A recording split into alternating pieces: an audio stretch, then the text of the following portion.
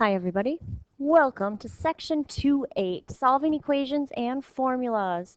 We're going to solve for a variable just like we've been doing in chapter 2 all along, only we're not going to have an actual number like m equals 8. We're going to have an answer like m equals 2z plus 7 all over 9, something like that. So we're going to solve for a variable in formulas instead of in just plain old equations. So there'll be more than one variable in the problem. So to solve for a specific variable, we're going to use exactly the same method. We're going to use inverse operations. We're going to do all the same stuff in order to isolate the given variable. So our equations are going to look more like a 4m plus 2n equals p. And I'm going to tell you to solve for m. So in other words, I want that m on its own. So I want it to be m equals everything else. So we're going to have to get rid of the 2n. We're going to have to get rid of the 4. We're going to have to do some work, inverse operations. However, it'll be a different looking answer. So here's our steps. First thing you want to do is you want to circle, locate, highlight the variable that you are looking for or that you're solving for. That's what your ultimate goal is to get that variable on its own. Second thing, we're going to add or subtract to move terms without the variable that we're solving for to the other side of the equation. So same as two-step equations, add or subtract, get things to the other side.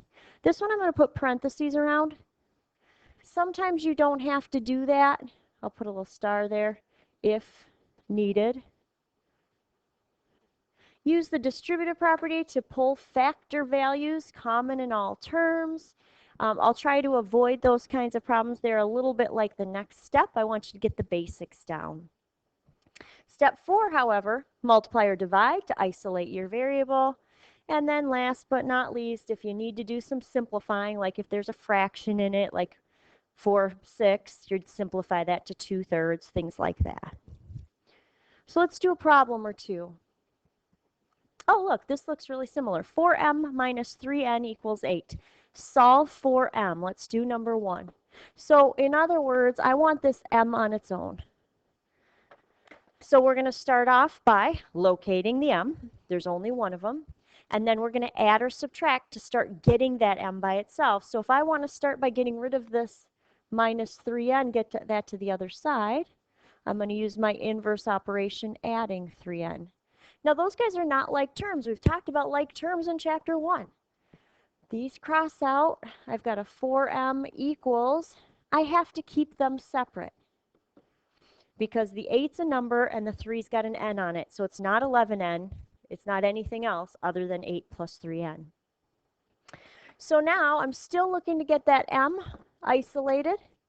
So that means I've got to get rid of the 4. How do I get rid of a 4?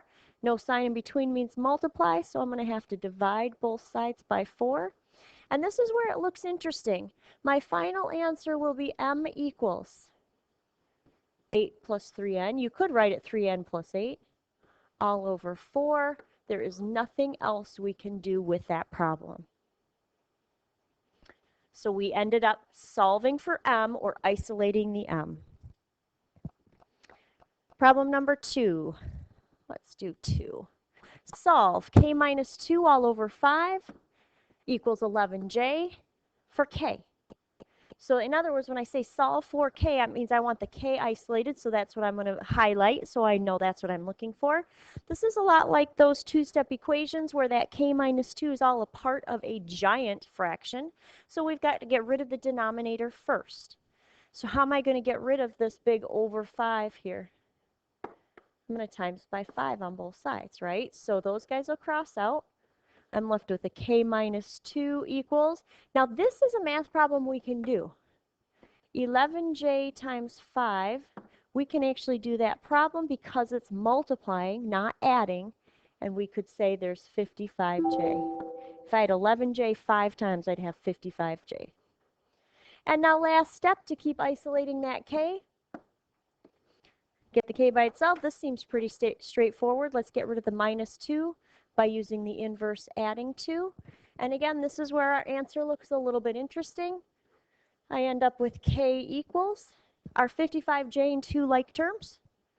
They're not, right? So I've just got to keep them separate, 55j plus 2, and I'm going to put a box around that for my final answer.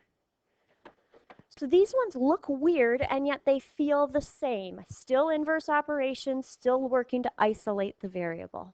I'm going to skip problem number 3. Let's talk about a car's fuel economy, E, miles per gallon, that's what they're telling you, is given by the formula E equals M over G. M is the number of miles driven, G is the number of gallons of fuel used. Solve the formula for M. So let me jot the formula down again. If I want to solve for M, I want to get that by itself. How do I get that M by itself? I've got to get rid of the divided by G, right? There's no adding or subtracting, so I'm just going right to that. Get rid of divided by G, I times by G. So I would have M isolated. On the other side of the equation, I'm going to switch the two sides. I've got a G times an E. So there's my solving for M. Now in the book, when they do these problems, when they have you solve for M, they're now going to have you put the numbers in, so you just have to do an easy multiplication problem. So it says Claudia's car has an average fuel consumption of 30 miles per gallon, and she used 9.5 gallons. How far did she drive? So we're going to actually put these values in. Average fuel consumption of 30 miles per hour. Is that the E, the M, or the G? Miles per gallon, I meant. Look at that. It tells you up there that E is miles per gallon, so the 30 is going to go in for the E. She used 9.5 gallons. It's pretty obvious that's going to go in for the G. So if I use that M equals G times E that we just solved for the M, let's put the stuff in. The reason we solved for that M was because it made life easier now. So M equals, we said G was 9.5. We said the E from the problem was 30. I'm going to use parentheses instead of a times sign since I've got a decimal in there too. When I do the math, I end up with M equals, I believe it's 285. The label for M is miles driven. So 285 miles. So the whole reason they want you to do that is to be able to use that formula where you solve for M. We're going to skip this dimensional analysis. We'll talk about this in class, I think. Dimensional analysis is converting units. So here's what I've got for a lesson summary. What does it mean to solve for a variable? In your own words, tell me what it means to solve for a variable. In that last problem we did, we solved for M. And here's your practice problem. Solve for W. So I've got 2k equals 3w minus 1, and I would like to get that w right there on its own. That's it for section 2.8 and chapter 2. Have a great day. We'll see you next time. Bring your questions to class with you.